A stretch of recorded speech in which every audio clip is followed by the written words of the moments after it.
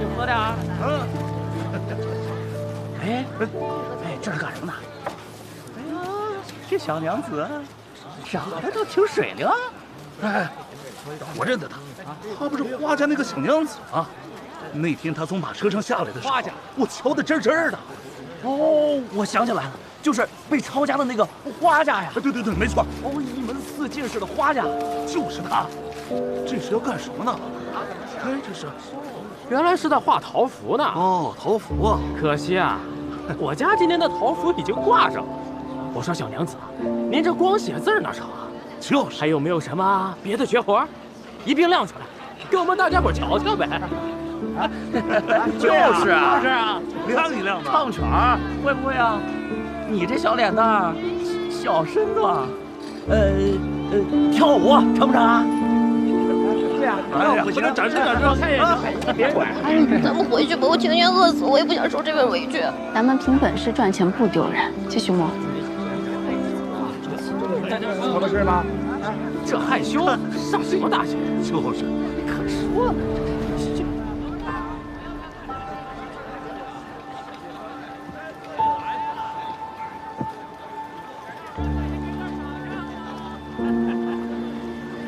元日快到了。桃符，这桃符是什么呀？小娘子，你给我写写看，这桃字怎么写？这福字又怎么写？说的哪成桃符啊？站到滚远点！哎呦，这嘴还挺厉害。你何必听呢？我说，再写个让大伙瞧瞧呗。是啊，让我们瞧瞧呗。写一个。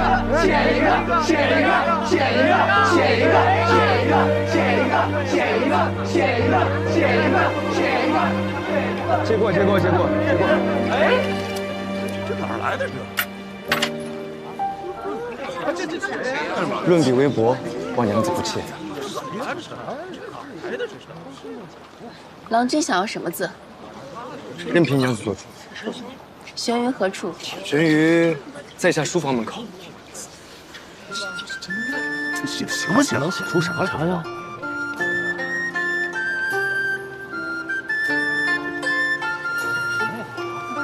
别说写的还挺好啊，还行。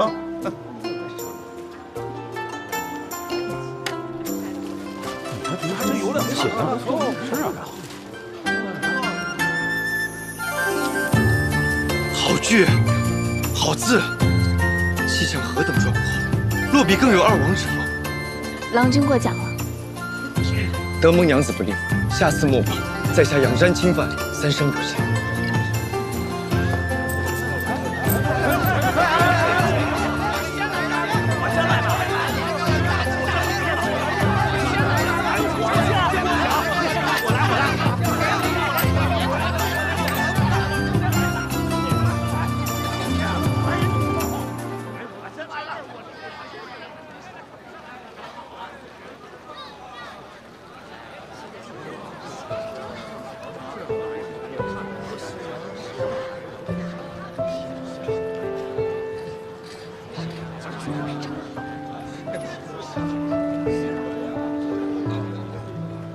什么玩意儿啊？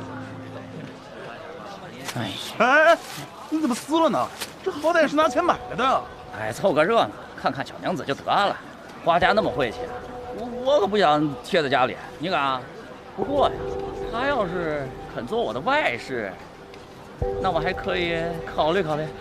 说的也是，我也不要，跟花家扯上关系，那能是桃符？那是瘟神。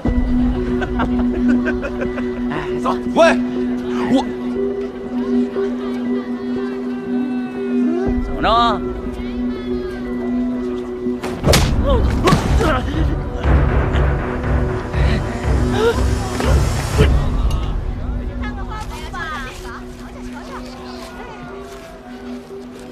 你来一个，我来。别写了，我们只是无聊，再作弄你。他们为无聊，我为挣钱，这不是两全其美吗？哎，你到底买不买啊？不买就别挡着我们看小娘子啊！就是啊。今日，沈姬再次出嫁了。你那日说，我们本就没什么关系。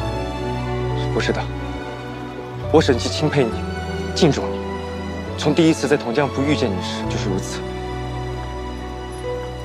哪怕你不是华家人，哪怕你不是女儿身，我也想同你做朋友，做知己。当然可以啊。这不捣乱吗？哎，咱们真是情深意重啊！继续。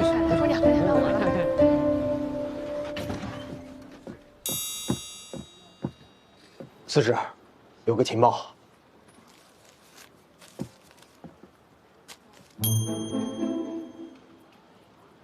以后这种捕风捉影的消息，不用再给我送过来了。是，司职。去，买个桃符。啊？元日要贴的。是。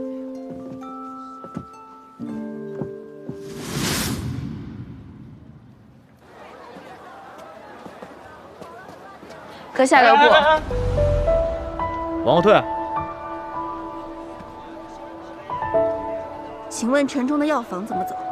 你不认得我，你是抄了我家的人，那你还来问我？花家戴罪，我问他们，他们要么不敢说，要么就胡乱骗我，所以我只能问你了。你不怕我？是，每次你都不怕我。我们花家已如蝼蚁草芥，你们七秀司奉旨办案，一直紧盯我们，是不屑杀我，也不能杀我。看来今日获利颇丰啊！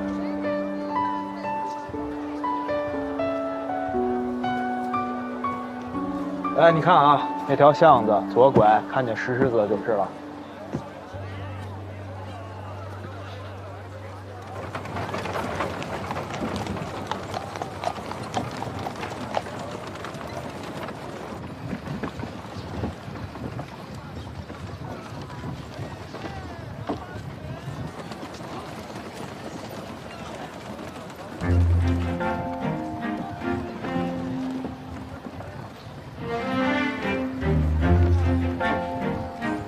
听说沈大郎同你定过亲，如今婚事黄烂，就开始抛头露面，自暴自弃了。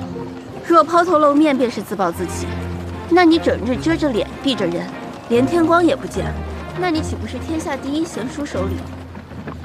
方才还看到沈大郎来买你的桃符，真是对苦命鸳鸯啊，挺叫人唏嘘的。我与沈家早无瓜葛，沈大郎买了，满城的人也买了，难道都与花家有关系吗？这么着急撇清关系干嘛？想护着他？你恨我吗？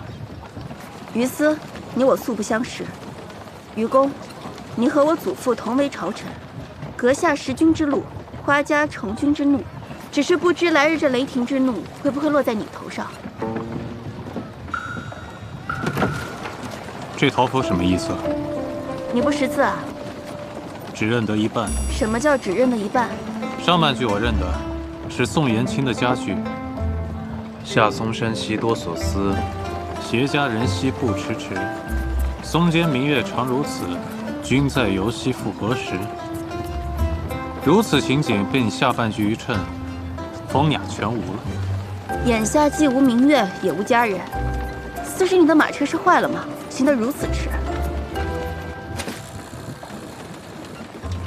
驾！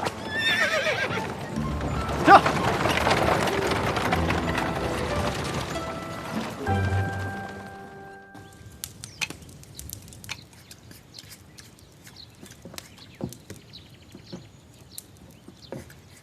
不管怎么说，你也不应该丢下姑娘一个人回来呀。我咋就跟你说不明白呢？是姑娘让我先回来给你们送吃的呢。别说我。姑娘回来了。姑娘，把东西都搬下来吧。姑娘，你没事吧？这吃的用的都有了，老夫人的药也抓了，怎么还是不高兴啊？芷儿，啊，这些都是你挣回来的，至少不用饿着肚子过除夕了。来，快搬！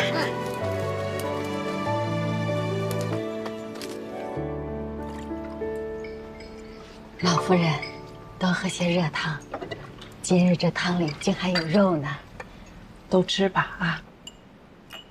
这玩意儿搁以前连家里的狗都不吃，现在倒成了稀罕物。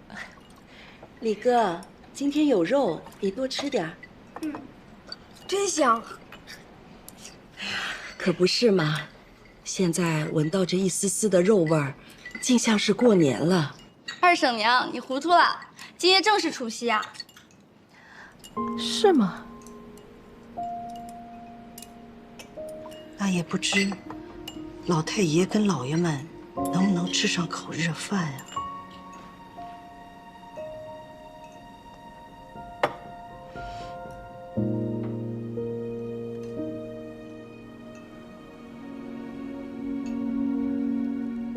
好想再吃一顿团圆饭，哪怕不宜素食，只要一家人在一起就好了。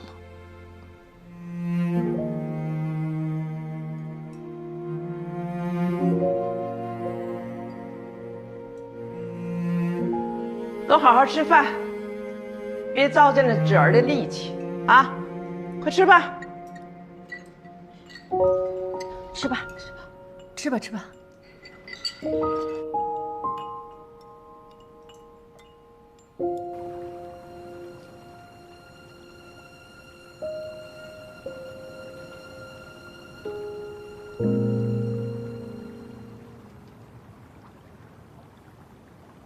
芷儿，你累坏了吧？四婶，我今天留了5文钱，给你买了个东西。什么东西啊？煎梅子。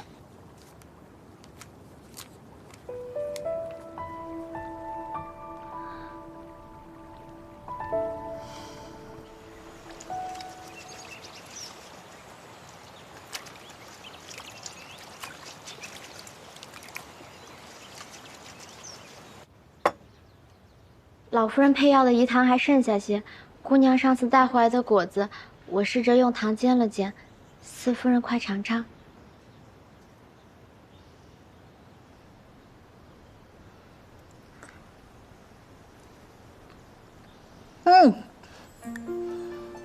好吃呀，花枝，你尝尝。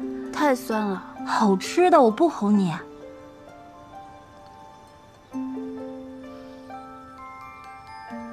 福东，你这手点石成金了。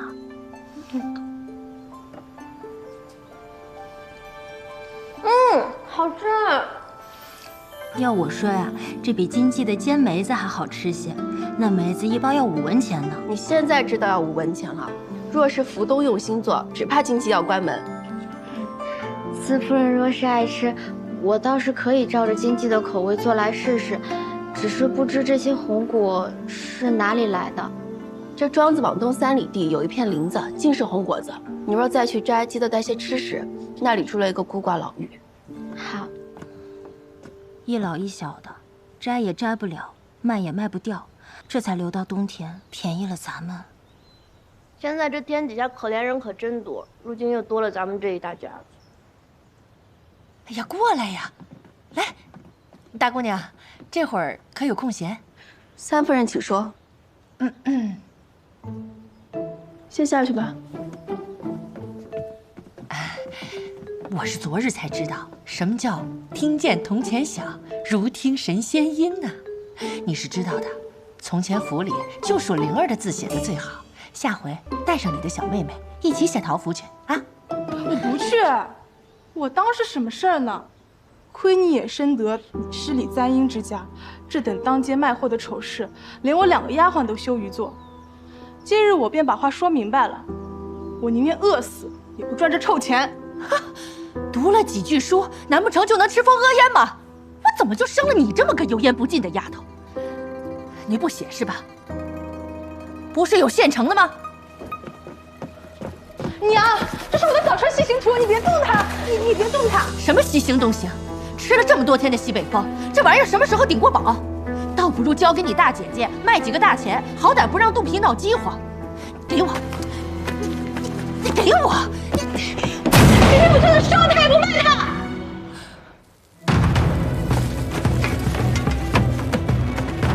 好啊，你烧啊，你烧！你烧，你烧啊！你有这个记性，就把它全烧了。今天不断了你这个念想，就怕你以后一门心思全吊死在这些闲事上。闲事？你从前逢人就吹嘘我多么有才学，无论我怎么劝你，你都不听。今日你倒是说了实话了，你压根从没觉得我有什么长处，只拿我往你自个脸上贴金。哎，三夫人，元日今日就过完了。过了节庆，无论是桃符还是字画，多半就冷了。我也是趁着花家摆摊的噱头，等新香过去了，只怕无人问津。这不是长久之计，花灵也不必掺和进来。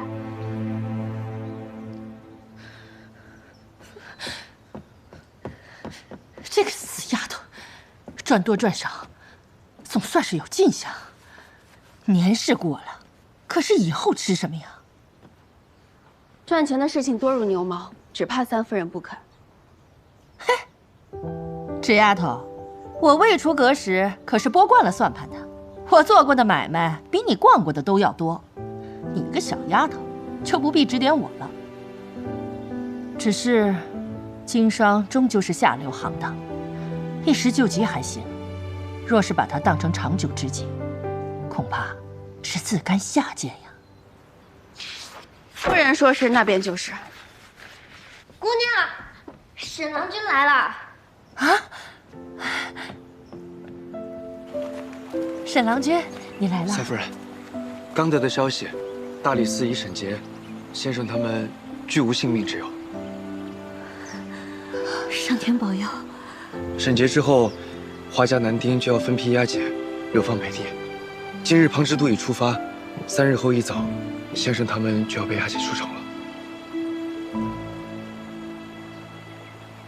万寿门外有个十里亭，凡是流放之人会在亭中停留片刻，勘验身份。若要相见，便在此处了。只是去不了许多人，至多2、3人，不然恐怕差人不许相见。好，多谢沈郎君相告，我马上去找老夫人商量。华婶，我不便在此多留。3日后一早，我会在竹林外巷后接上3位女眷，前往十里亭相见。若有什么要捎给他们的，一并带去吧。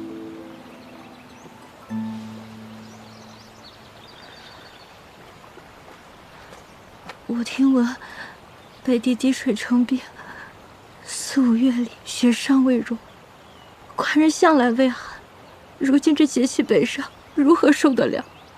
更何况老太爷呢？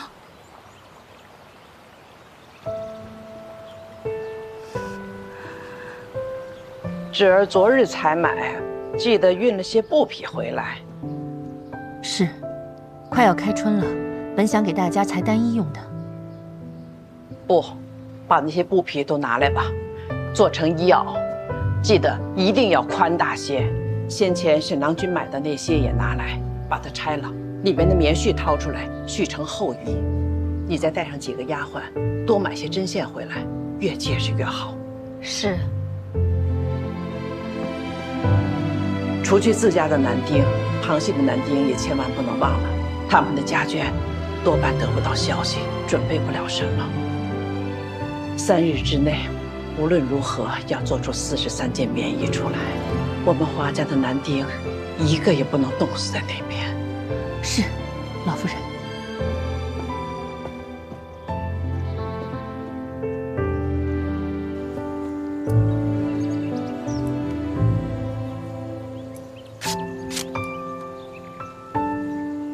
棉胎不要，都掏尽了，要薄薄的接做3层，留1层在里头，不然爷们儿没冻死，咱们倒都冻死了，知道吗？是。若是知道啊，哪些是给老爷们弄的，我就给他铺得厚厚的。我的姐姐，你糊涂了，那老爷们的自然由夫人们缝啊，什么时候轮得上你我了？咱们这些活呀，都是给旁支男丁缝的。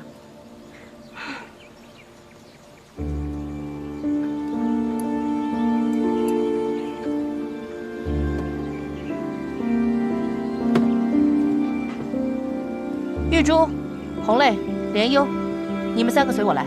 是。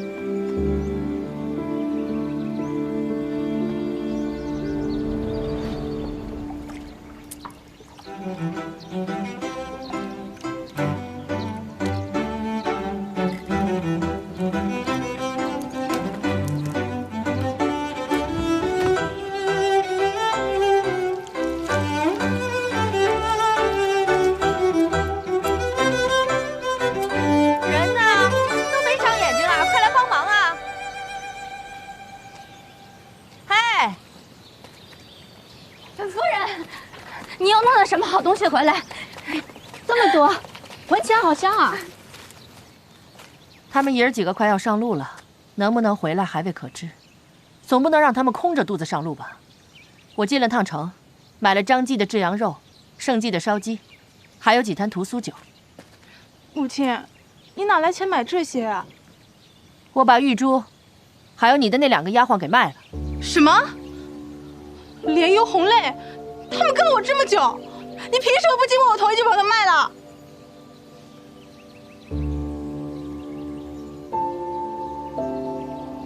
你们都这样看着我干什么？这些丫鬟本来就是我买的，现在卖身契在我手里，如今一时走投无路，把他们卖了又有什么不可？思前想后，我想明白了，与其都窝在一起受罪，偷的偷，跑的跑，倒不如都交给人牙子。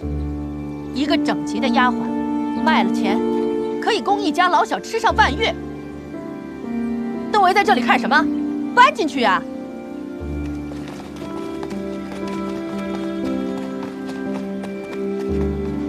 福东，你是我的人，不是三夫人的，别怕。可我的妻子还在三夫人那。姑娘，我是轮了好几手，侥幸遇到大夫人这样菩萨般的主家。才能活到今日的，若是再被发卖出去，定然是没有命活了。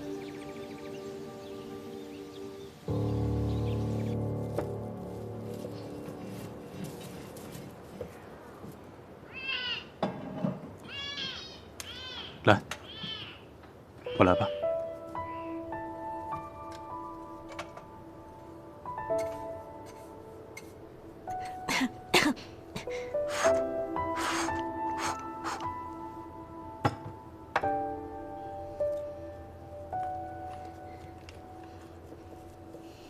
芍药，今天开心吗？我同父亲说过了，以后再也不会有郎中来了。啊？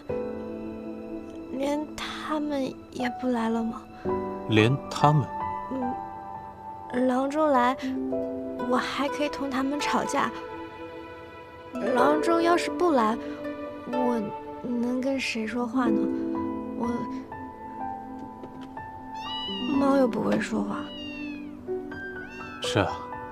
是不是啊？萧姨这么忙，应该也没时间陪你。那些丫鬟呢？可有你喜欢的？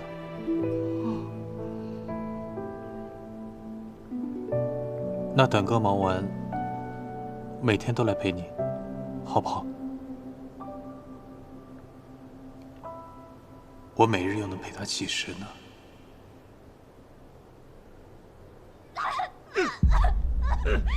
饶命啊！别怕，我去看看。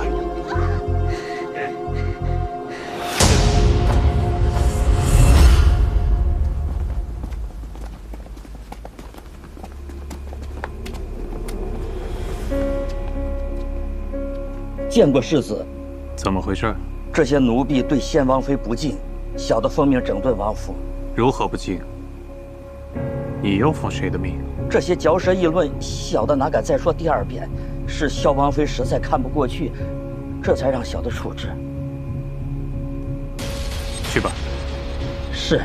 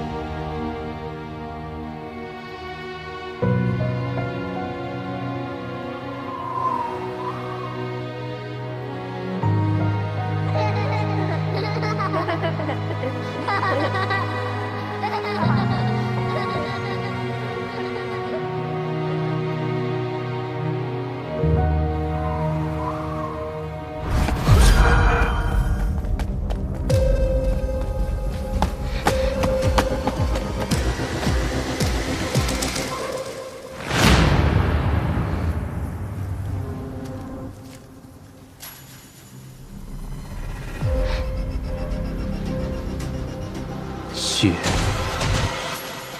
头，那可是灵王府，您倒是来去自如。我们要是被逮的，那就别让人逮着了。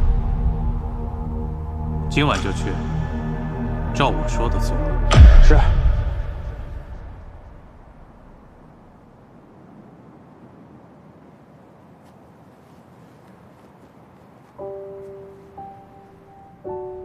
薄雨长得这么快，都不知道能穿多久。三嫂，我这儿还剩些棉絮，给薄鱼添上吧，孩子受不得冻。拿着。这橘子哪里来的？我昨日进城买东西，见着了卖橘子的小贩，本来想买几个回来，又舍不得那钱。哎呀，我心里难受，就跟着那个小贩走了很远的路。你猜怎么着？从他的担子里掉出来了一只，我赶紧捡起来。从前在府里，谁稀罕吃橘子？不说这些了，赶紧吃了吧。不，我吃它做什么？这死丫头，打量我不知道啊？成日跟纸丫头在那边鬼鬼祟祟，背着人沤酸水。我也是过来人，这就是一回生二回熟的事。赶紧吃了吧。三嫂，我真不要。福东给我做了好些炒红果，够吃了。朵儿最小，给朵儿吃吧。她在换牙，吃不得酸。三嫂，我真的不吃，谢谢三嫂。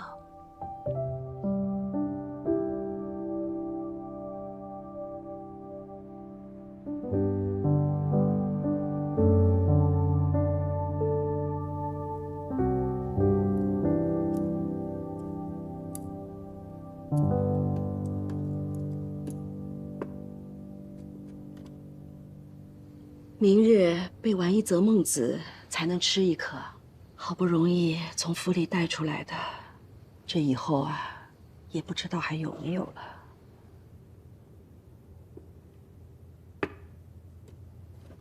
了。进来。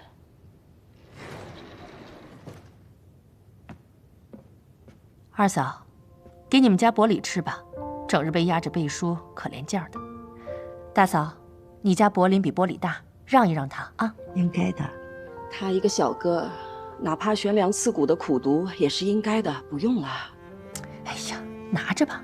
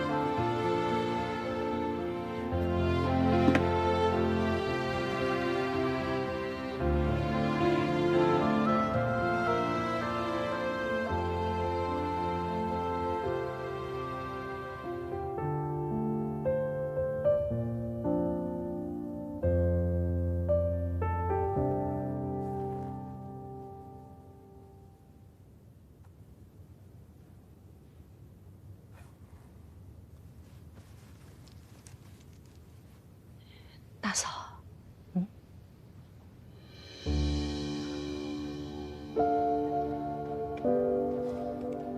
怎么还留了钱呀？咱们苦一苦没什么，就算去要饭也活的。这些从牙缝里省出来的银子，得先紧着爷们儿用。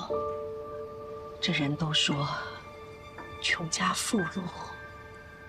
山高路远的，他们好歹得有些银子傍身吧。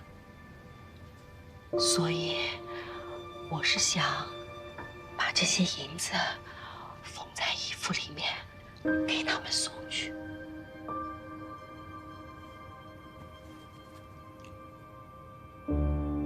你也有？前几日芷儿给我的，我们娘俩也就这么多了。那要不要跟他们知会一声啊？千万不可！只见老夫人让咱们交钱，咱们都死死捂着。这现如今，要是让别人知道了，要怎么说呢？二嫂，我听你的。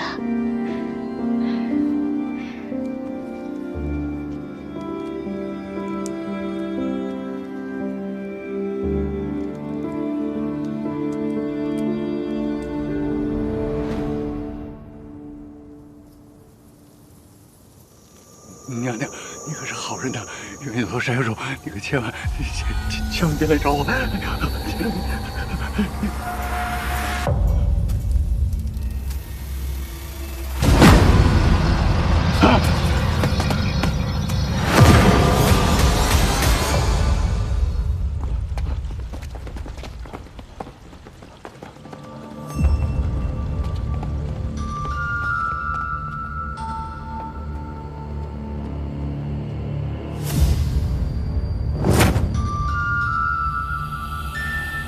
是阎王殿，饶命啊！饶命啊！陈琴，去外边守着，别让任何人进来。是。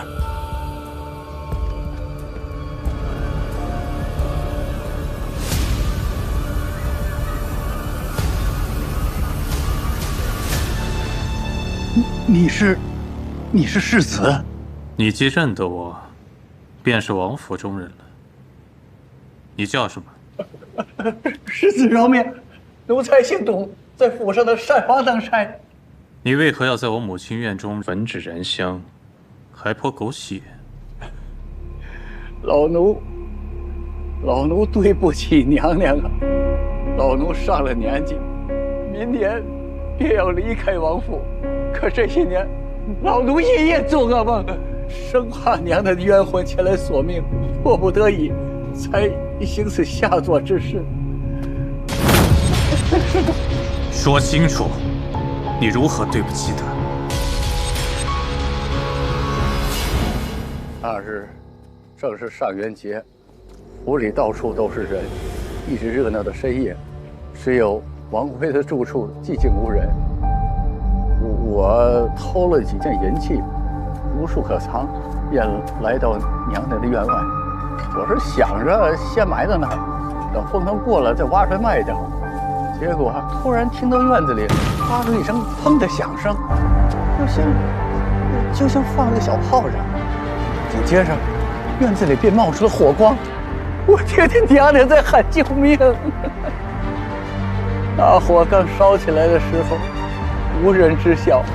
我本来想跑到院门口看看怎么回事，可是我看到好些人都过来，我当时吓得要死，只能跑了。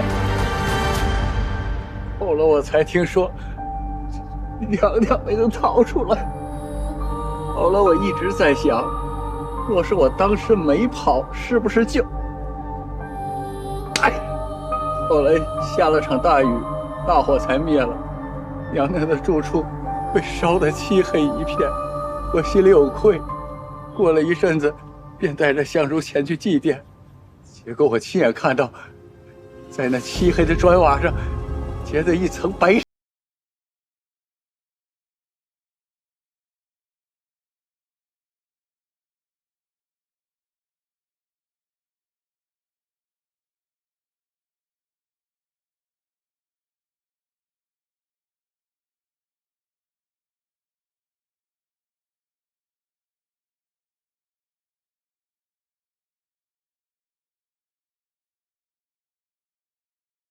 出去。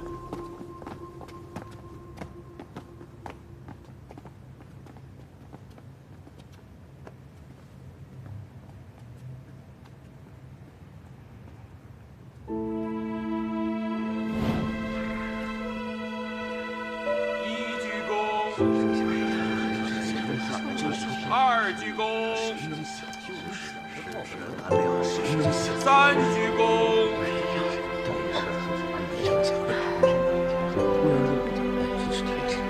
家属答谢。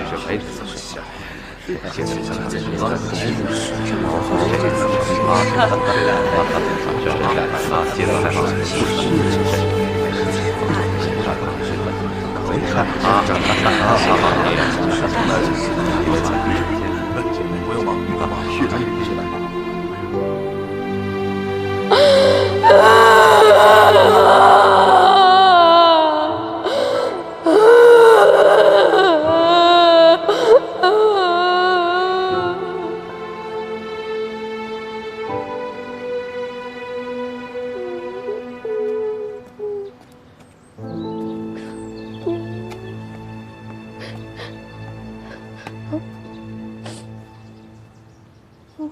擦擦吧，别去掉衣裳上了。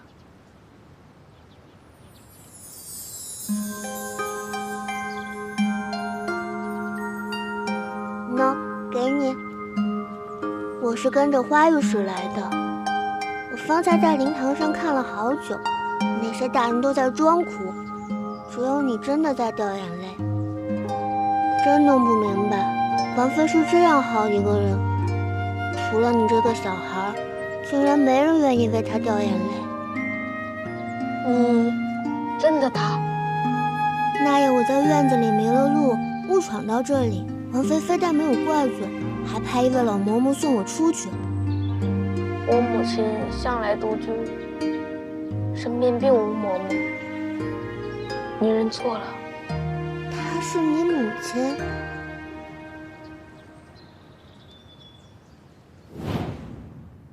那孩子能随花一镇来灵王府，要么真是同仆，要么是花家子侄。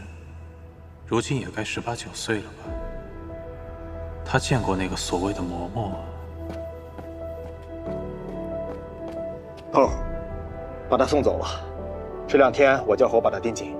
花家男丁今日流放，几时出发？卯时。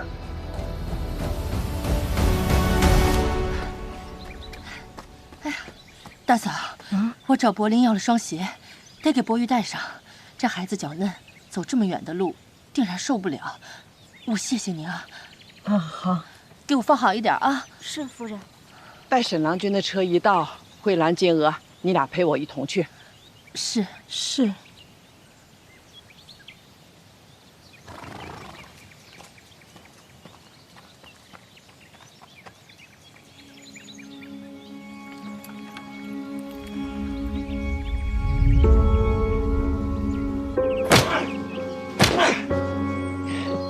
你个孽障！从前我睁一只眼闭一只眼也就算了，今日你竟敢公然去给花一正送行，你非要罚你祖父，你老子拖累死才甘心吗？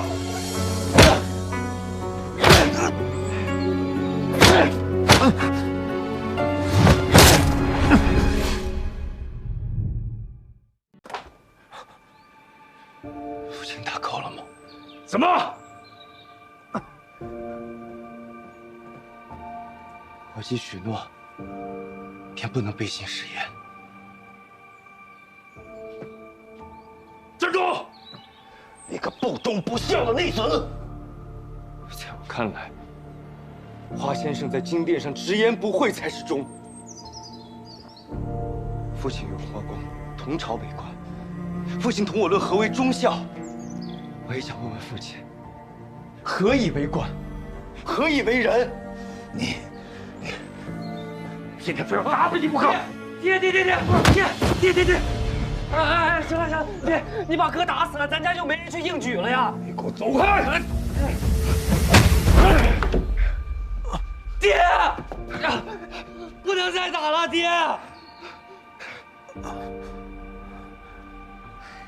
这沈家小子有没有个准头啊？这可怎么办呀？再晚了就见不到了。祖母，不能再耽搁了，再耽搁一定会错过。可是沈家小子不来怎么去啊？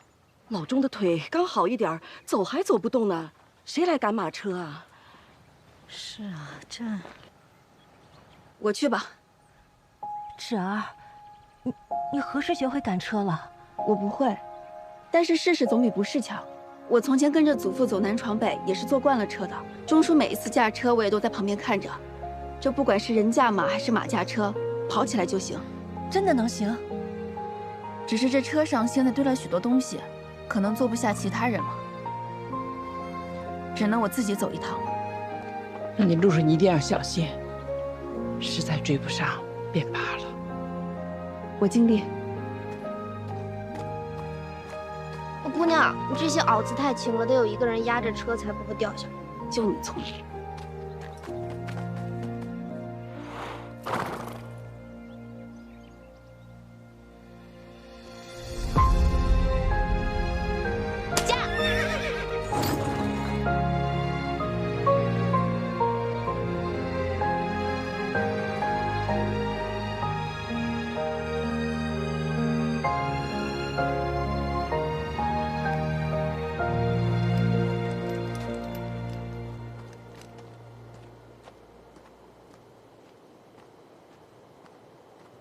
走啊！就算忘穿城门，也没人敢来这儿。等一下，有人来了！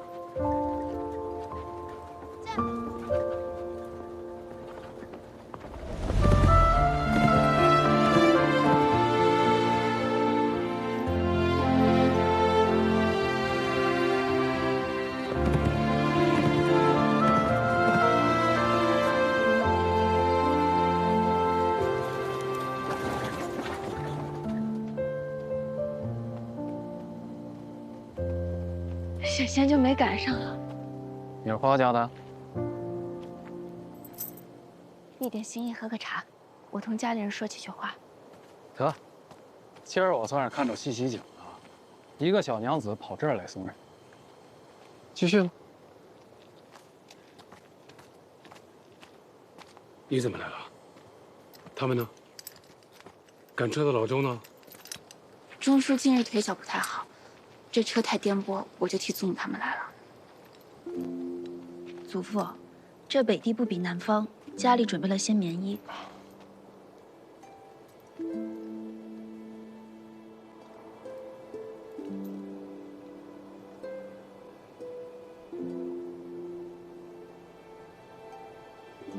侄儿，抬起头来，看着我。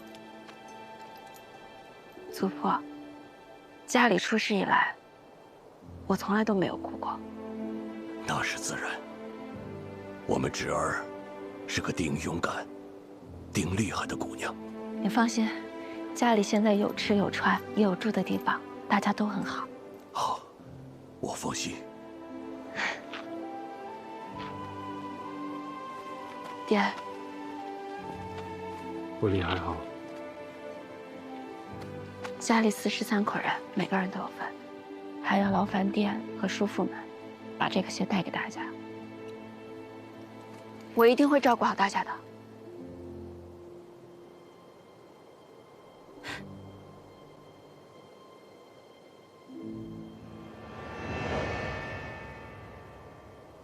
那女子是什么人？花一正的孙女儿，先前同沈家议过亲的那个。孙女儿，哼，倒比那老匹夫有趣些。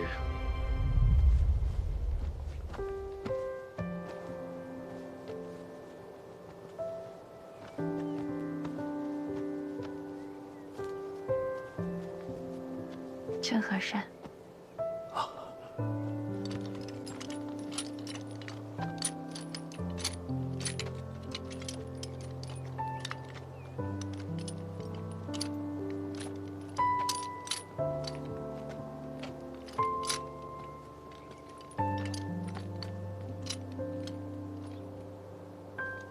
国宇，姨娘还给你带鞋了呢，来，我给你穿上。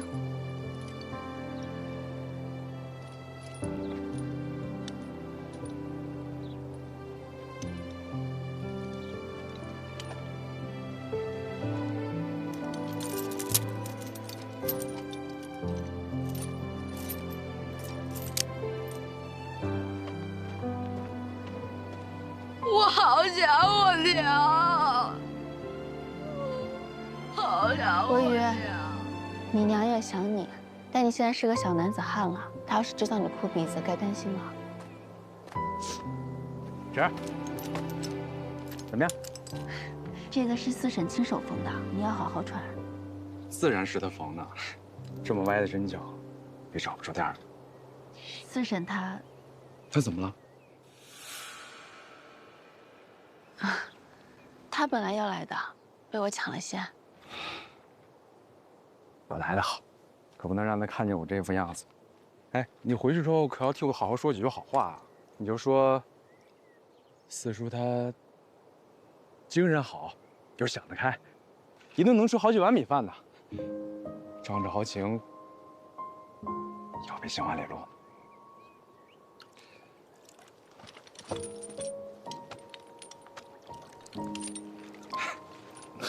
哎，酸的我眼泪都快出来了。四叔坐。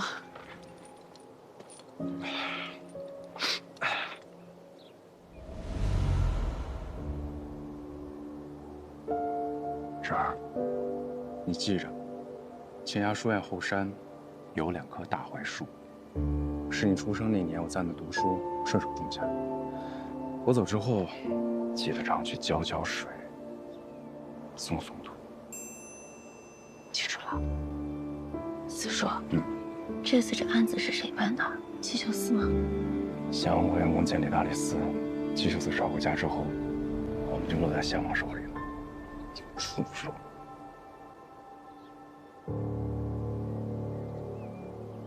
喝酒啊！我素不喝酒，但这碗酒我一定要喝。诸位，西楚阳关无故人。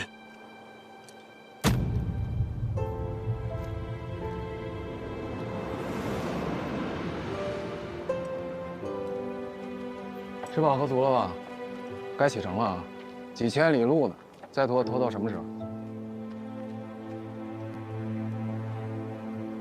大家放心，家里我会照顾好的，弟弟妹妹们、婶娘们，我都会照顾好的。祖父可还有什么事情要交代，侄儿一定办到。祖父只希望你未来自己能过得快乐开心。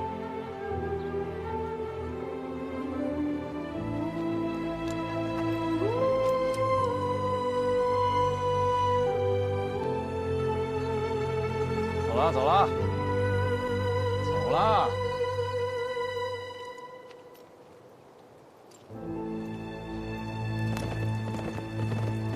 驾！驾！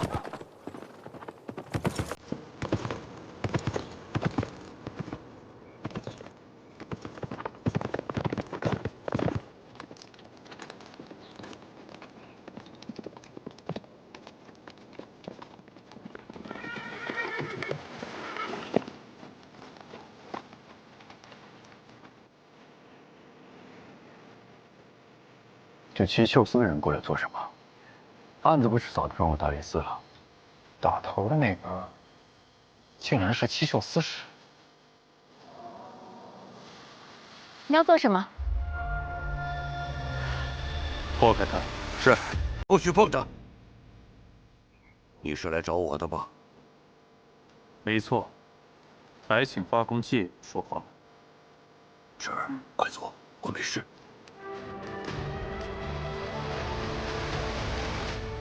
新官上任，这是来寻我错了。自大清开国，今日蜀金坐镇大理寺，多我一个亲王，也不知官家是宠我还是憎我。走，去看看，他能寻出什么错来。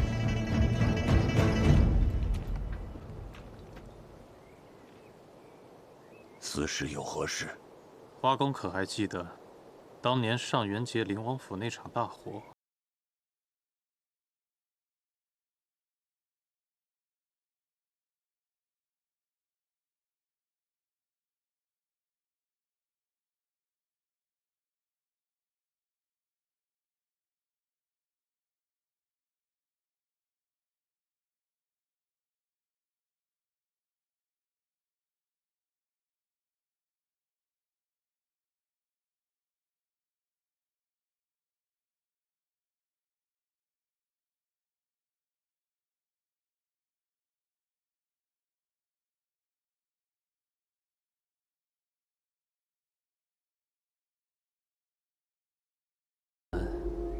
倒叫我有些好奇了。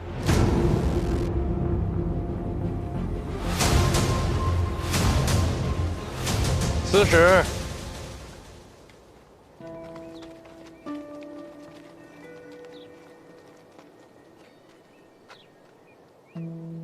问献王殿下安。这案子接在我手上，今日便来看看。不料司使也在此，真是巧啊。听闻殿下勤勉，果真是事必躬亲。小王心蒙圣恩，自要昼贤夕替，不敢有负管家。不知这些犯人是如何触犯了司使，先让司使亲治啊。犯人出城，例行搜查而已。陈情，搜。是。司使有所不知，犯人出城之前，殿下已命人细细的查验过了。他李四嚣张是吧？也非给你搜出个错漏来。本王还有事，司使请便吧。这两个虎狼相争，倒拿花家人来回折辱。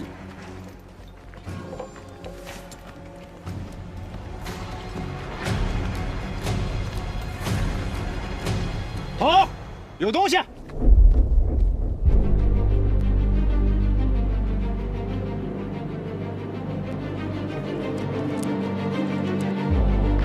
银子。啊！这也有。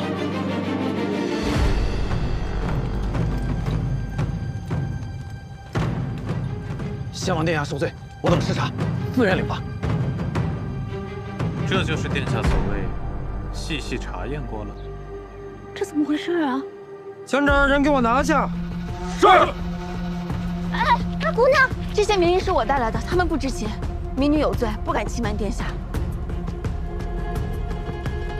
司使可听见了吧？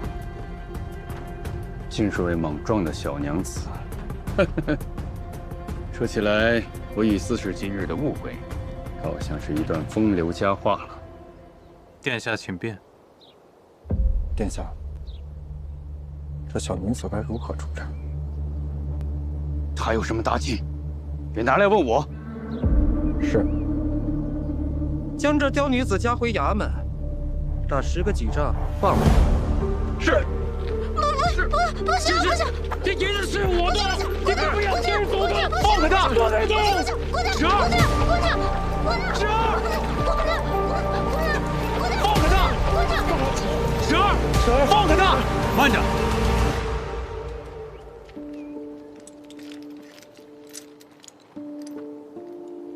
！3000里北上是官家定的，可这人是我七秀司拿的。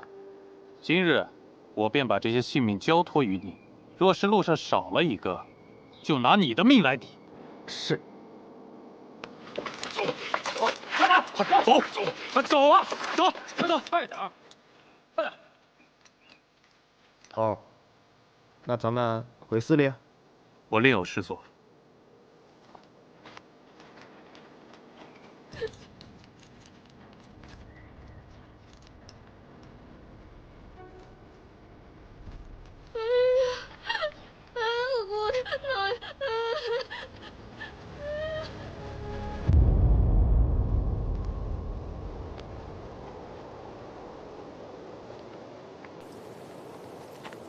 爹，刚才若不是纸丫头站出来说这10几仗，恐怕大哥他们会有性命之虞。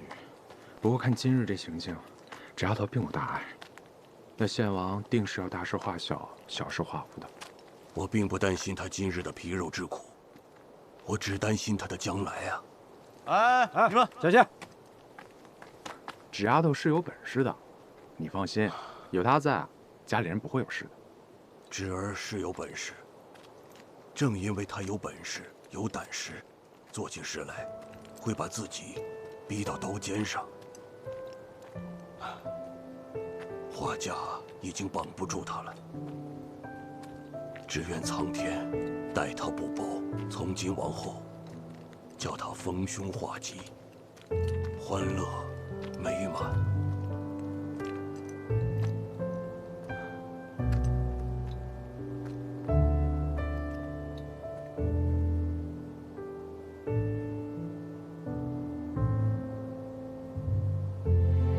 走吧。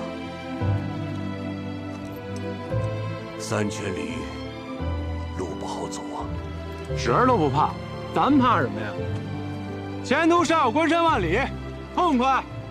君不见，夸父逐日窥鱼烟，跳亮北海超昆仑，披霄绝汉出汉莽，撇列左右移星辰。怎么只有你一个回来？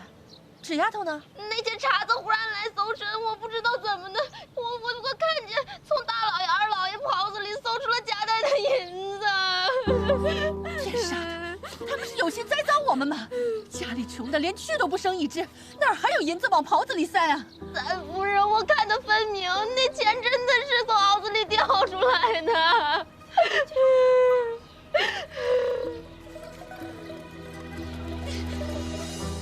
你们，只说结果如何？后来来了一个大官，身后跟着一个老宦官，说要把大老爷和二老爷抓回去。姑娘见了，说跟他们没关系，然后就要替老爷们顶罪。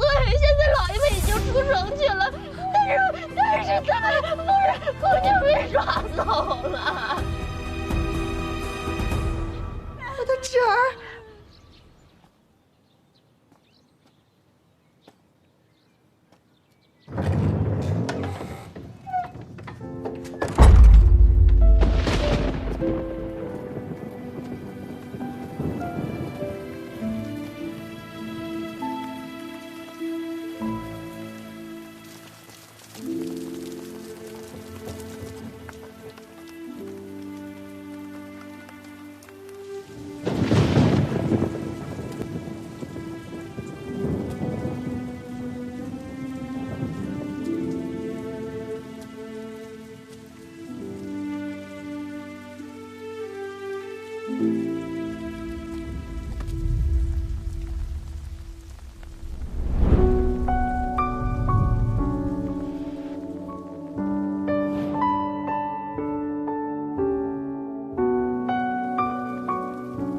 是你啊。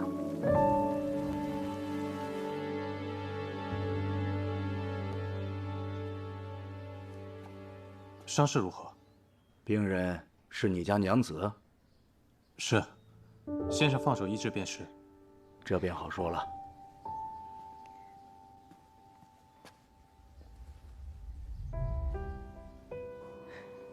你看这手杖，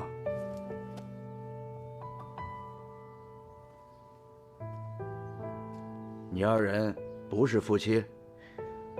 虽有婚约，尚未过门。年轻人呐，等你们往后有了夫妻之实，就不必这么害羞了。先生说伤情吧。这杖伤虽看着吓人，也着实受罪。不过好起来也快，只是现在需要先清理伤口，再服伤药。有劳先生了。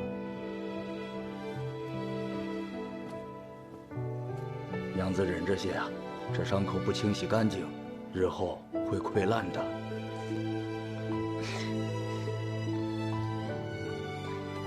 哎，别扯，别扯。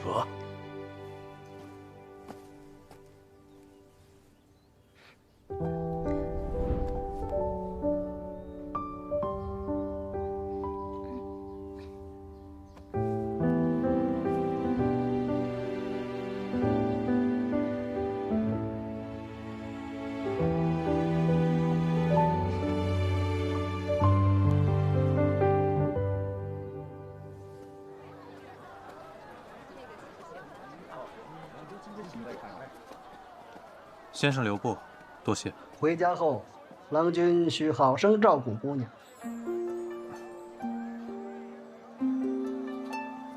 若是陌生男女问诊，怕有不便，这才撒了个谎，见谅。明白。那日过后，七秀司有没有再为难你？没有。我还以为你回北地了。我在皇都寻了份差事，不回去了。在北地待久了，在京里待着，会不会觉得闷？说出来不怕你笑话。刚回来那几天，我感觉连气都喘不上，处处被拘束着，就像被关在笼子里。那现在呢？现在习惯了。我刚才看你从衙门里出来，可是遇到什么难事了？仕路多艰，看来我们运气都不好。你若是想回去的话，我可以送你一程，就当报答当日搭救之恩了。不必客气，我只是想随便走走。那刚好，我近来无事，可以陪你随意走走。你受了伤不方便，上马吧。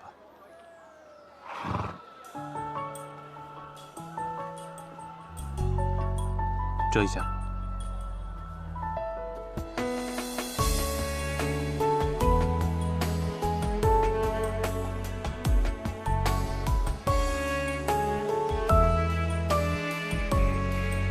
你怕是遇到难事了，却不是衙门里的事情。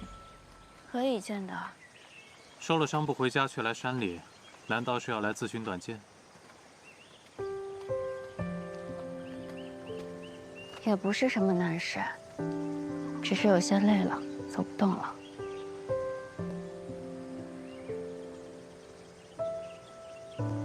倘若你在一艘船上，这船行在海里，船上的纲手、舟师都离开了，只留下一车哭哭闹闹、吵吵啼啼的渡客，听着不太妙。可不，你知道，倘若你也走了，这船必定会卷进漩涡里。你一时心急管了，这群糊涂客把你害进了衙门，打得皮破肉绽。哪怕你跟他们说我有方法，听我的，他们也不相信。你若生了翅膀，不如振翅飞了。天宽地阔，就不用再操心水里的事了。这倒是个好主意。这船上的人同你亲近吗？虽说一起在船上生活了好多年，但其实都是各过各的，除了骨肉至亲，来往的也少。和你最亲近的纲手已经走了，之前都是他在这里苦苦经营这艘船。倘若真的弃之不管，心里会愧疚。那倘若你把心一横，劫了这船呢？那可是好大一艘船，好多的人。要是我一个人掌舵，怕是会累死。但我也害怕自己的一片苦心白白浪费。我就不该问你，原本是一个人犯，现在倒好，变成两个人都犯愁了。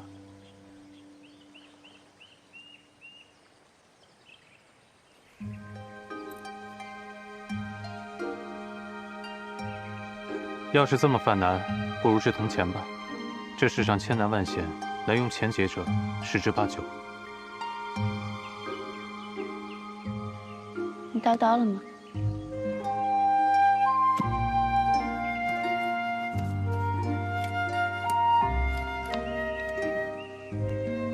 我来吧。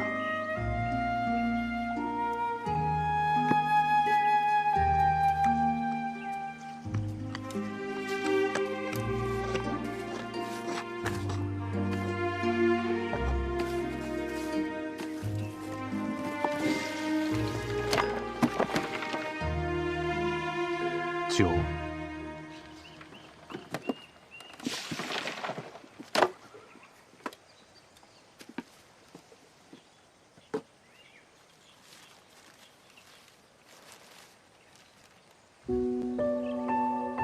是四叔的字。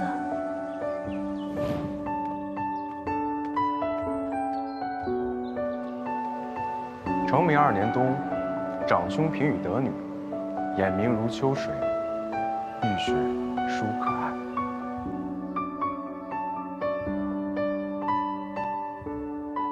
女直方牙牙学语，见人则哭，见鱼则笑。击掌，常随于衣，如小犬随人。余闻男人有女，既大酿酒，既露，亦于坡中，不复发矣。侯女将嫁，因觉坡土，取供贺客，男人谓之女儿酒。阿指上幼，余无以为赠，为积钱买10洞春酒18坛，亦于青崖北坡下。但愿阿指平安长成，无忧无虑，家得家训。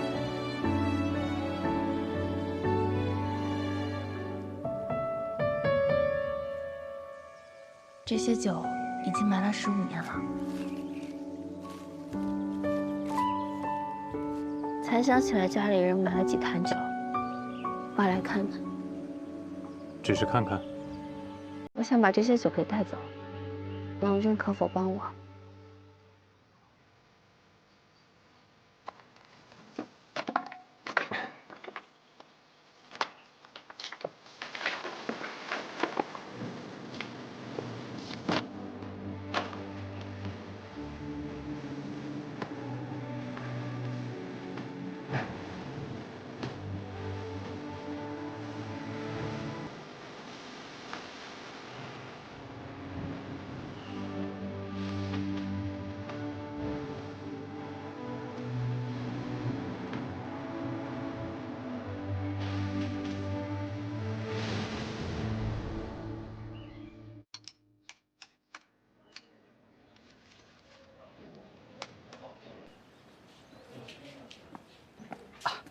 娘子，这些酒拢共能当170贯，这是17张交子，您收好。我单取2贯钱。好。怎么还留了一坛？这坛酒送你了，全当是陪我同游的答谢。谢了。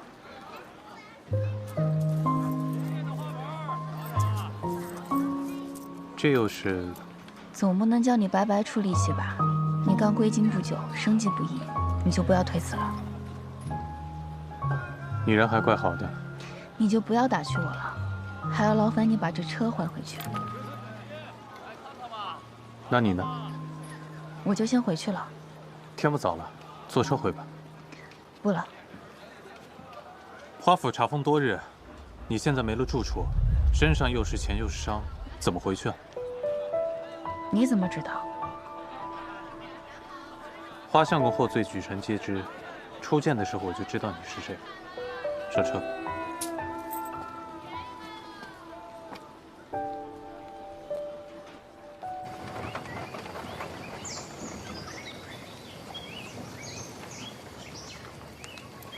这儿没有人烟，道路颠簸。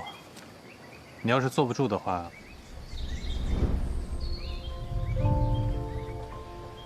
就算有人看见，我也实在是撑不住了。再坐一会儿，恐怕要栽下车去。这里也没有树可以靠，只好借一下你的肩膀。对不住了。这些是你陪嫁的酒吧，都给当了，以后你怎么嫁人？送了你那么一大坛，都堵不住你的嘴啊。那你怎么就这么放心，让我来帮你挖这个酒？不放心也没有办法，家中尽是妇孺，没有一个能出力气的。别说是搬酒坛了，纵然是挖，也挖不了几寸。便是有，我也不敢让他们知晓。知晓会如何？一来家中人多口杂，立刻会走漏风声；二来这些钱到了他们手里，不知道会使到哪儿去。无功倒还好，要是再闯下祸，我可遭不起第2次罪。多奇怪啊！家里这么多人，竟不如你这个生人来的可靠。你就不怕我谋财害命？这些酒可是不少钱。便是不找你帮忙，我也会去雇几个力妇，还不见得有你可靠。方才我从衙门出来，满身血腥晦气，也只有你停步问我。我还是头一次知道，自己原来是个大好人，就是蠢了一点，被人骗来做了苦力。其实，可以先不急着做决定，给自己还有亲眷们一点时间。有时候越是亲近的人，隔阂反而越深，就像隔了层纸，非等纸破了，才能看到彼此的真心。为何忽然这么说？我生平最后悔的事情，便是年少时疏远了至亲的人。那是谁啊？我母亲。这是我们第2次见面了，还不知道怎么称呼你。我姓燕，单名一个西字。燕西。今天谢谢你，我睡一会儿。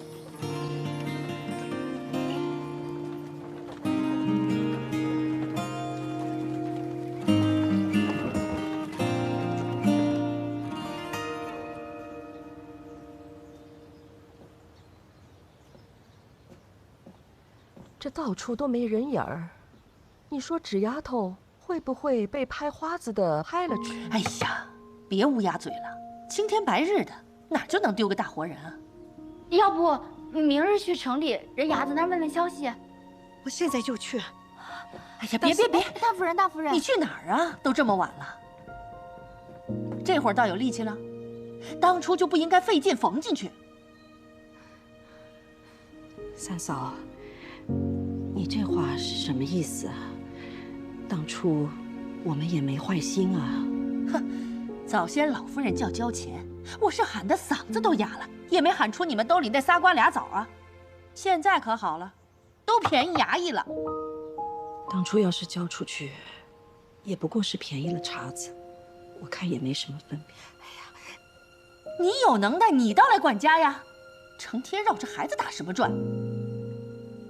三嫂啊，都是我不好。姑娘回来了。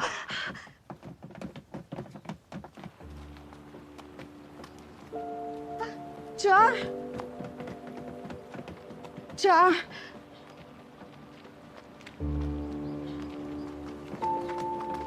芷儿，芷儿，感谢苍天，你总算是平安回来了。我被衙门打了10几仗，算不得10分平安。啊！他们为什么罚我，母亲能不知道吗？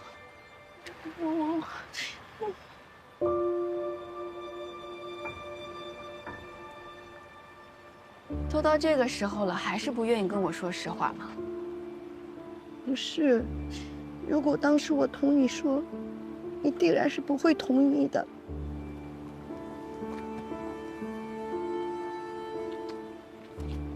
他向来是个没主意的人，儿婶，这都是你的想法吧？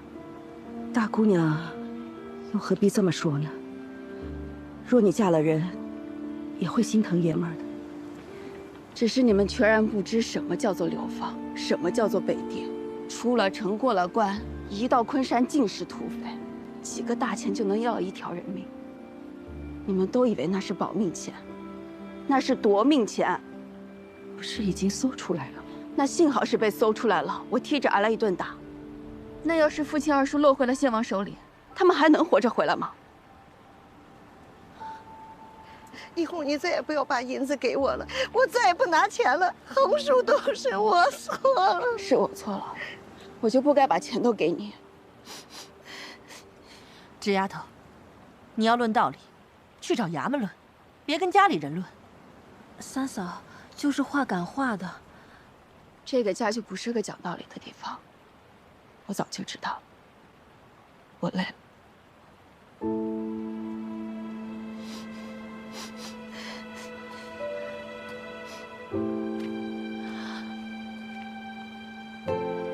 哎，你这丫头伤成这样，你要去哪儿啊？赶紧躺下来养伤啊！你。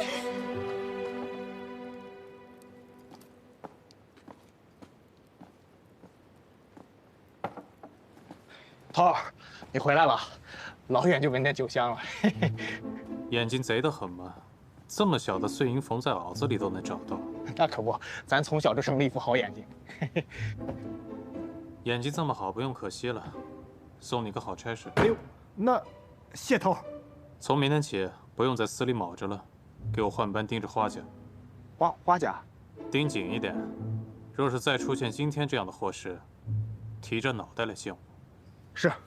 还有，去一趟永昌当铺，今日收档的17坛酒，只许赎到，不许变卖。是。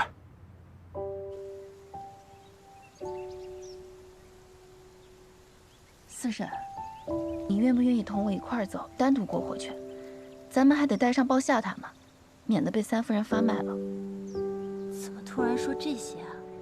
从前我总是下不定决心，要顾着花家的门楣，顾着祖父母亲，乖乖地长在笼子里。如今什么都没了，但只要我还是花家的孙女、女儿，他们就当我是不顶事不吭声的小丫头，连薄邻薄里的话都比我要谨慎。不破不立，我不能再关注自己了。原来我们侄儿是觉得委屈了？不是这样的，四婶，这人本来就是要自个儿长大，自个儿寻路，自个儿生老病死的。这旁人能同路的就同路，不能同路的就散了，何必非要拉拉扯扯的呢？你从来都比我想得多，想得明白。你说的都对。可方才三夫人有一句话，家里不是论理的地方。你才刚回来，不知道这一日家里都闹成什么样了。老夫人因着你的事儿，豁出脸去叫苏嬷嬷进城去托人。老夫人说，已经到这田地了，除了人再不剩什么。说是一屋子长辈，连个小孩子都保不住，就白活了。不能为了爷儿们把你一个小丫头给搭进去。你看看这会儿，你是不是就比爷儿们紧要多了？我再同你讲，苏嬷嬷带去疏通的钱，都是三嫂掏的。旁人也真是一文都没有了。三嫂卖了玉珠，又心疼又同自己怄气，夜里还偷偷掉眼泪，剩下一点钱都想拿来救你。他拿了多少钱，我都可以还给他。你个死心眼儿，这哪里是钱的事儿呀？我再同你讲，一早报夏回来报了信儿。大夫人你是知道的，两脚没沾过泥，出了门连南北都分不清，更没同生人说过话。我都没想到她真能摸到衙门去，吓得哆哆嗦嗦问你的去向，又一路哭着回来，脚都走肿了，说你从衙门出来就没了踪影。钟叔站都站不起来，拄着棍子就要去寻你，大家伙都急坏了，上上下下都进城去寻你。家里只留下我照顾老夫人。他们都去了，那不然呢？你是自家人，难道丢下你不管？三嫂把丫鬟们都带走了，二嫂数年如一日，天不亮就压着脖里去读书。今日啊，连这功课都舍下了，晕头晕脑跟着去寻你。秦姨娘最好笑了，要去庙里问卜，病急乱投医，拜了个送子娘娘庙，被三嫂啊一顿数落。没有人告诉我这些。他们都是长辈，为小辈奔忙是应当的。若拿到你面前邀功，那多没脸面呀！三嫂那样的人，这辈子哪儿低过头呀？所以啊，我只想叫你知道，你想的都没错。可一家人过日子，有时真没什么道理可言。他们都是内宅女眷，是没什么本事，但独个儿遇到事儿了，回过头来至少有人在家等着你，替你着过急。我知道了，四婶，你容我再想想。